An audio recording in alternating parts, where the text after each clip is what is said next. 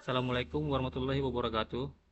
Perkenalkan, nama saya Mirja Fajriansyah dari kelas PIV 4A.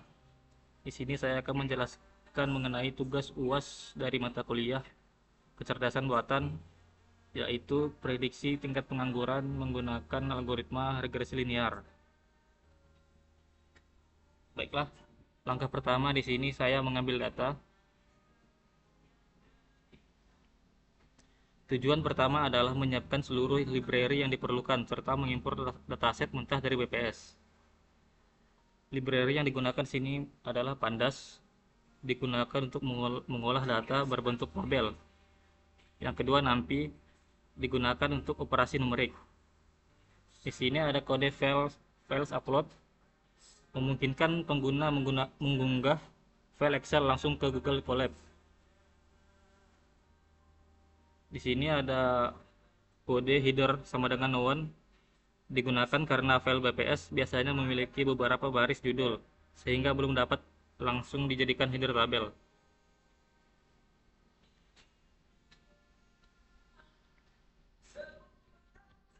Ini data-data yang saya upload.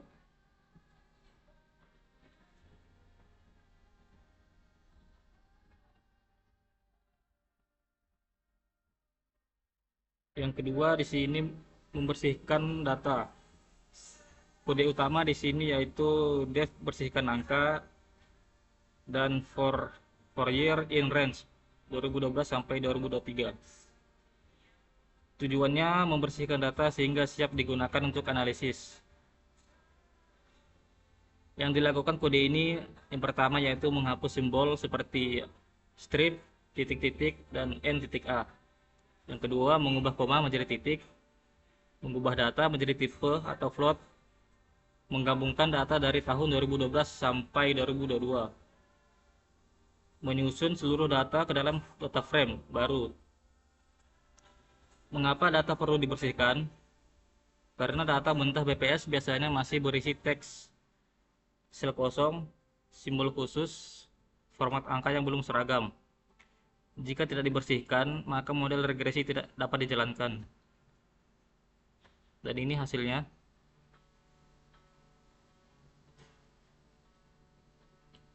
Langkah selanjutnya di sini cek distribusi data per tahun.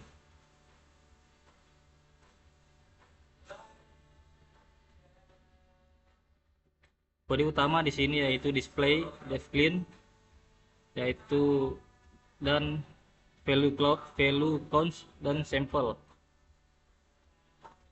Tujuan dari kode ini adalah memastikan hasil pembersihan berhasil. Yang diperiksa di sini yaitu jumlah data tiap tahun, contoh data acak, dan memastikan tidak ada nilai kosong. Dan seperti ini hasilnya.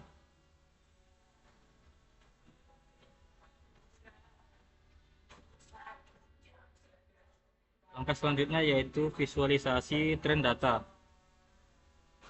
Kode utama di sini yaitu grup tahun dan PLT subplot.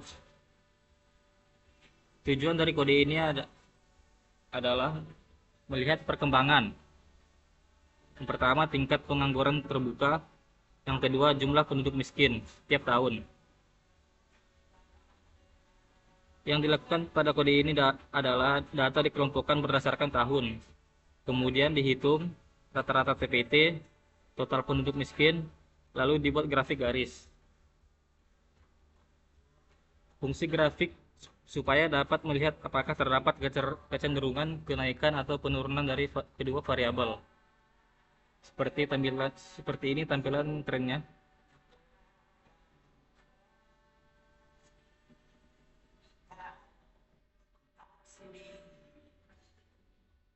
Langkah selanjutnya yaitu menginputkan data ke sistem atau menentukan variabel. Kode utama yang dipakai di sini yaitu X sama dengan defclean TPT%, kemudian Y sama dengan defclean jumlah penduduk miskin. Tujuannya di sini untuk menentukan variabel regresi. Di sini variabel bebas atau X adalah tingkat pengangguran terbuka. Variabel terikat atau Y jumlah penduduk sama dengan jumlah penduduk miskin. Mengapa?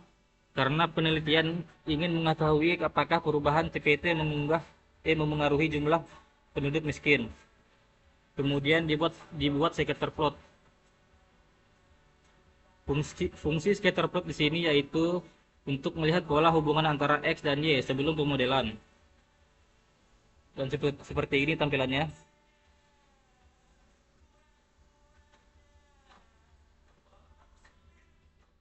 Langkah selanjutnya yaitu membagi data. Kode utama yang digunakan di sini adalah train test split. Tujuannya untuk membagi data menjadi data latih 80%, data uji 20%. Mengapa? Model harus belajar dari sebagian data, kemudian diuji menggunakan data yang belum pernah dilihat sebelumnya. Hal ini menghindari overfitting. Dan ini hasil jumlah data latih sebanyak 296 dan jumlah data uji sebanyak 75.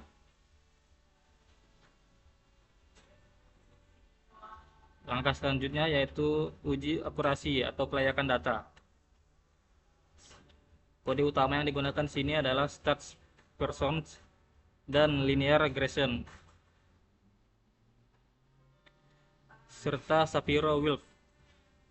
Tujuannya di sini memastikan data memenuhi syarat regresi.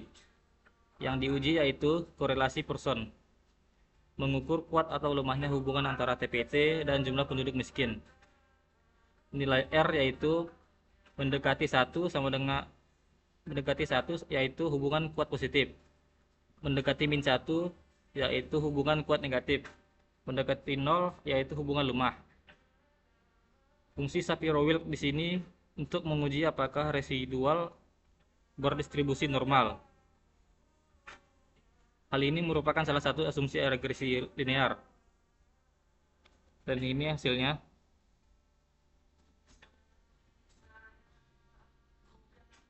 Langkah selanjutnya yaitu menginputkan model. Kode utama yang digunakan di sini adalah model sama dengan linear regression, kemudian model fit, X-train dan Y-train.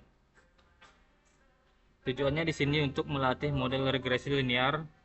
Model akan mencari intercept dan koefisien slope. Persamaan yang dihasilkan adalah JPM sama dengan B0 ditambah B1 dikali TPT. Dan ini hasilnya. Artinya, setiap kenaikan TPT sebesar 1% diperkirakan akan mengubah jumlah penduduk miskin sebesar nilai koefisien.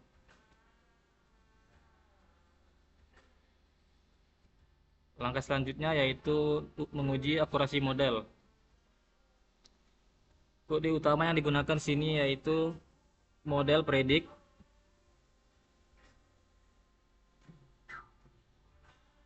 R2 score, MAE, RMSE, MAPE. Tujuannya untuk mengetahui seberapa baik model bekerja. R kuadrat di sini menunjukkan presentasi variasi data yang dapat dijelaskan model. Semakin mendekati 1 semakin baik. MAE di sini rata-rata kesalahan absolut. Semakin kecil semakin baik. RMSE mengukur besar kesalahan prediksi. Semakin kecil semakin baik. MAPE mengukur kesalahan dalam bentuk persentase. Semakin kecil semakin akurat. Dan ini hasilnya.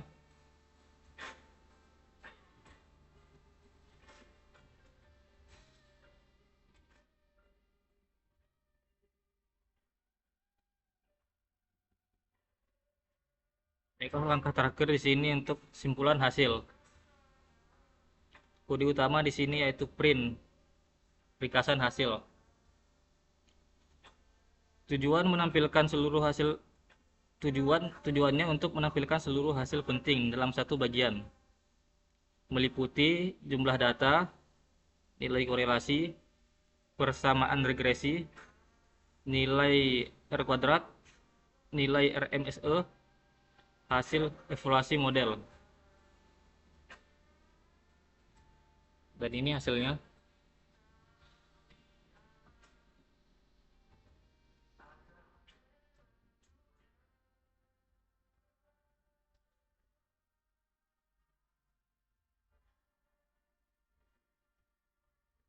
Baiklah, ringkasan alur program untuk keseluruhan, yaitu yang pertama, mengambil data, yaitu menyiapkan tools analisis. Yang kedua, membersihkan data. Yang kedua, mengupload dataset BPS atau memasukkan data mentah. Yang ketiga, pembersihan data. Membersihkan data dan mengubah data menjadi numerik. Yang keempat, eksplorasi data, mengecek hasil pembersihan.